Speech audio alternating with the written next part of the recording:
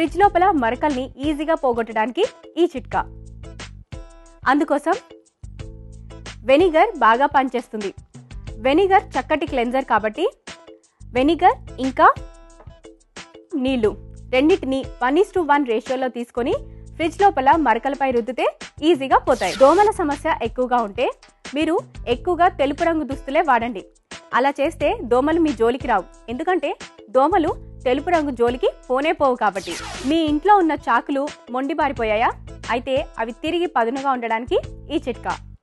ఒక పాలరాయి పైన చాకు ఎడ్జెస్ ని రుద్దితే కనుక అవి తిరిగి షార్ప్ అవుతాయి. మీరు మళ్ళీ వీటితో వెజిటేబుల్స్ ని కట్ చేసుకోవచ్చు. మీ ముఖం పైన స్కిన్ మృదువుగా ఉండడానికి ఈ చిట్కా. యాపిల్ పండుని గుజ్జుగా చేసి మీ ముఖానికి అప్లై చేయండి.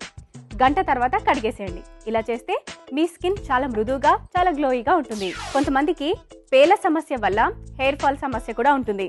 అయితే ఈ పేల సమస్య పోవడానికి ఈ చిట్కా. కొబ్బరి నూనెలో కొద్దిగా కర్పూరం కలిపి వేడి చేసి తలకు పట్టించండి. ఇలా తరచూ చేస్తూ ఉండండి.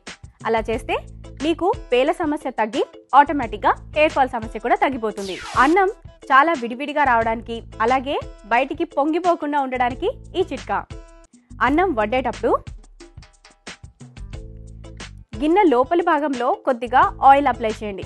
ఇలా చేస్తే రైస్ విడివిడిగా ఉంటుంది. అలాగే బయటికి పొంగిపోకుండా కూడా ఉంటుంది.